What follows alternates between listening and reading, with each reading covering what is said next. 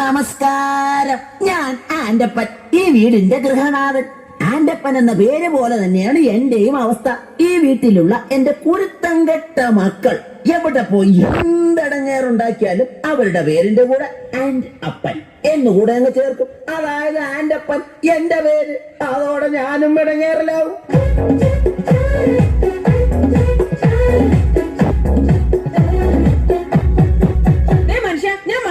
Reality ഷോയ്ക്ക് വേണ്ടി പാട്ട് പ്രാക്ടീസ് ചെയ്തോണ്ടിരുന്നപ്പം നിങ്ങൾ എന്താ വീടിന്റെ പുറത്തിറങ്ങി നിന്നത്? ഞാൻ പുറത്തിറങ്ങി നിന്നില്ലെങ്കിലേ നാട്ടുകാരി വിചാരിക്കും ഞാൻ നിന്നെ പിടിച്ച് തല്ലിയിട്ട് നീ കിടന്ന് കരയുകയാണെന്ന്.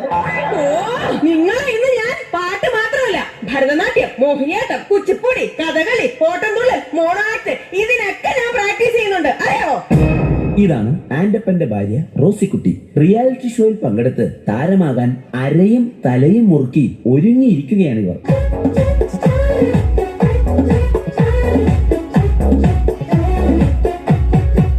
പ്രിയപ്പെട്ട അപ്പച്ചനും അമ്മച്ചിക്കും മൂത്ത മകൻ കാതികൻ മാത്തുക്കുട്ടിയുടെ 1000 അഭിവാദനങ്ങൾ.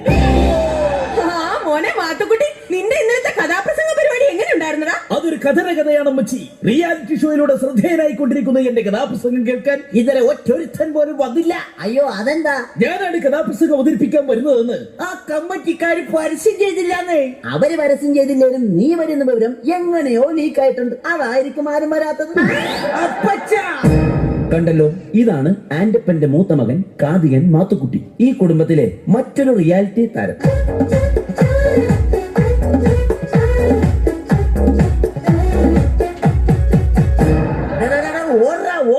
എന്റെ കൺമുമ്പിൽ കണ്ടുപോരുത്. അവന്റെ ഒരു ഒടുക്കത്തെ സിനിമാറ്റിക് ഡാൻസ്. എന്താ അപ്പ ചെയ്ത്? അല്ല, അവൻ എന്താ ചെയ്തിട്ടാ? ഇന്ന് രാവിലെ ഞാൻ കുളിക്കാൻ കയറിയ നേരത്തെ ഇവൻ ഫയർ ഡാൻസിന്റെ റിഹേഴ്സൽ ആണെന്ന് പറഞ്ഞ് മണ്ണെണ്ണ വായിലെടുത്തിട്ട് തീ ഊതി. ഞാൻ അലക്കിട്ട എന്റെ ആകെ കൂടെയുള്ള 2 മുണ്ടവൻ കത്തിച്ചു കളഞ്ഞ്. അറിയാമോ നിനക്ക്? അപ്പൊ നിങ്ങൾ ഇപ്പൊ കൊടുത്തിരിക്കുന്നു? ദേ, ഇത് നിന്റെ അടിപ്പാവാടയാ. ഈ വന്നതാണ് ഈ വീട്ടിലെ ഇളയ താരം, സിനിമാറ്റിക് ഡാൻസുകാരൻ ജോണിക്കുട്ടി. ഇതും മറ്റൊരു റിയാലിറ്റി താരമാണ്. ചാനലൊന്ന് തുറക്കുമ്പോൾ കാണാം അതിലെന്നും റിയാലിറ്റി ഷോയുടെ തരംഗം.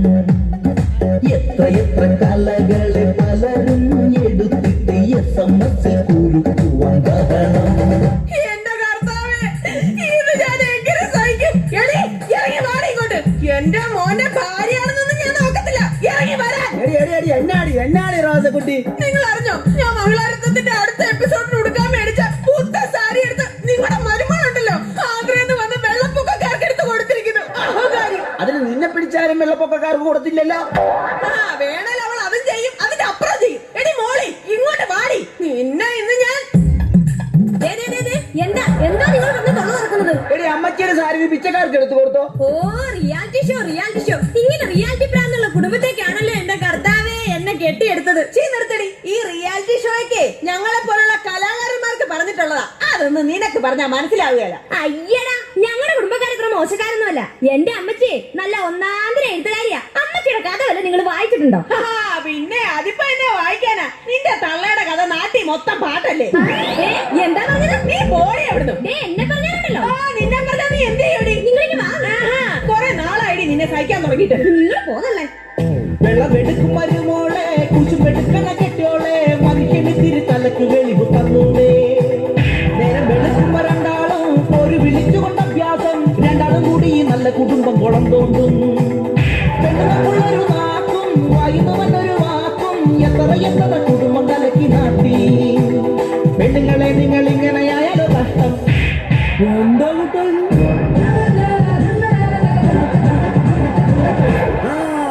വന്നല്ല എല്ലാത്തിനും കുറ്റം പറയണ എന്റെ പൊന്നാരളിയൻ വന്നല്ലോ. എന്തായതളിയ പെങ്ങളെ മോളെ തല്ലുന്നത് അപ്പനായാലും ഭർത്താവായാലും ഒരു താളവും ബോധമൊക്കെ വേണ്ടേ? എന്റെ പൊന്നളിയ, എരിയുന്നതിയിൽ എണ്ണ ഒഴിക്കാതെ ഒന്ന് കടന്നു പോകുന്നുണ്ട്. ഷഡ്ജം ഒന്ന് ഇറങ്ങി പോടാ.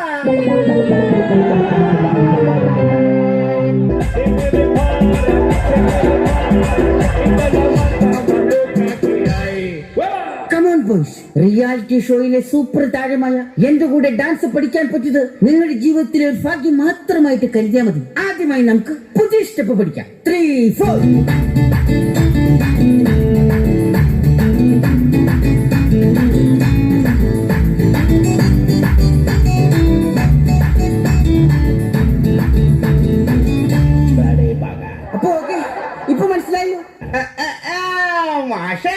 മാഷിനെ കൊണ്ട് വീട്ടില് ഭാര്യ തുണിയലപ്പിക്കുന്ന ആക്ഷൻ ആണല്ലേ ഞങ്ങളെ ഡാൻസ് ആണെന്നും പറഞ്ഞ് പഠിപ്പിക്കണത്.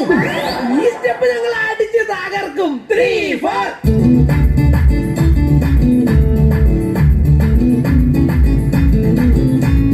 നിർത്തട, ഇതെന്നാ കോപ്രാണോ കിളി കാണിക്കുന്നത്? നീ ഞങ്ങളുടെ പുതിയ സ്റ്റെപ്പാണ്. കോപ്പാണ്. എടാ, ഈ റിയാലിറ്റി ഷോയുടെ കാര്യം പറഞ്ഞ് ചുമ്മാ കോപ്രായം കാട്ടി നടക്കാതെ വല്ല പണിക്ക് പോടാ. അച്ഛാ, നാളെ എന്റെ കഥാപ്രസംഗ മത്സരത്തിന്റെ ഫൈനലിലേക്കുള്ള സെലക്ഷനാ. അപ്പൊ ഇവരാരാ? ഓർക്കസ്ട്രയുടെ ചെലവ് ഉറക്കുവാനായിട്ട് ഞാൻ കൊണ്ടുവന്ന മിമിക്രിക്കാരാ.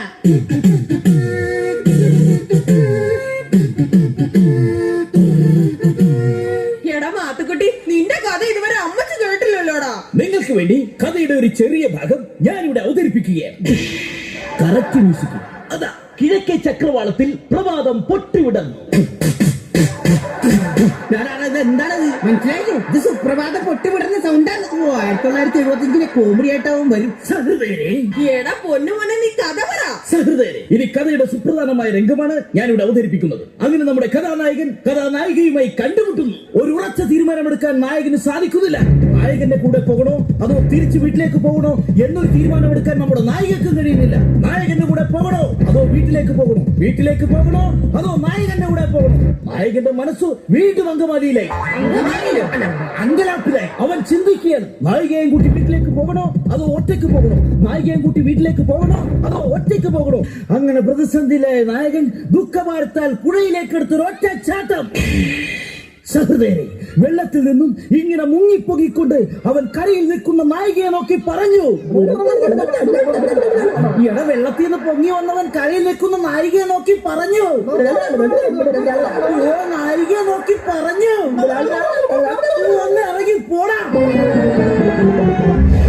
ഇവർ പങ്കെടുത്ത റിയാലിറ്റി ഷോയിലെ ഒരു കടുത്ത മത്സരത്തിന് ശേഷം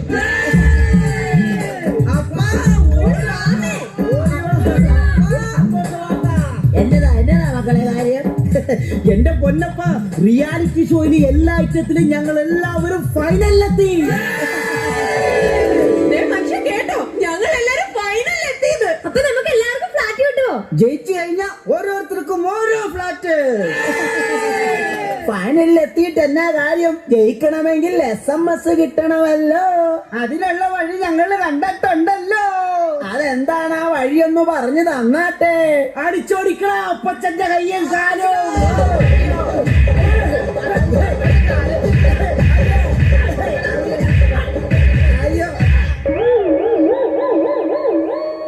എന്തിനാടാ അപ്പന്റെ കയ്യും കാലും തല്ലി ഓടിച്ചത്? അപ്പനെ തല്ലി കയ്യും കാലും ഓടിച്ചാലേ റിയാലിറ്റി ഷോയിൽ കാണിക്കാനായിട്ട് ചാനലുകാർ വന്ന് ഷൂട്ട് ചെയ്യുമല്ലോ. അത് സ്ലോ മോഷനിലും ബ്ലാക്ക് ആൻഡ് വൈറ്റിലുമായി TV കാണിക്കുമല്ലോ. അതെന്തിനാ? അപ്പൊ ജനങ്ങള് മൊത്തം കണ്ട് ഞങ്ങളോട് സെന്റിമെന്റ്സ് അടിച്ച് SMS ചെയ്യുമല്ലോ. അപ്പൊ SMS കിട്ടി ജയിച്ച് എല്ലാവർക്കും ഫ്ലാറ്റ് കിട്ടുമല്ലോ. പ്രിയമുള്ളവരെ, കലാകാരന്മാരുടെ ദുഃഖങ്ങളും ദുരിതങ്ങളും സഹതാപങ്ങളും വിറ്റ് കാശാക്കുന്ന ഇവിടുത്തെ ചാനലുകളിൽ തലകാട്ടാൻ ആക്രാന്തം കാണിക്കുന്നവരോട് എന്റെ കുടുംബത്തിന് ഇനി എന്താണ് പറയാനുള്ളത്? ചാനലിൽ പാടുന്ന ചെല്ലക്കിളികളെ നിങ്ങളും നോക്കണം. എന്തൊക്കെ പാടിയാലും കിട്ടൂല നോക്കണം. SMS ഇല്ലെങ്കിൽ ഇല്ല സമ്മാനം. ചാനലിൽ പാടുവാൻ ആക്രമം കാട്ടുന്ന ചെല്ലക്കിളികളെ നിങ്ങളും നോക്കണം. എന്തൊക്കെ പാടിയാലും കിട്ടൂല നോക്കണം. SMS ഇല്ലെങ്കിൽ ഇല്ല സമ്മാനം. SMS ഇല്ലെങ്കിൽ ഇല്ല സമ്മാനം.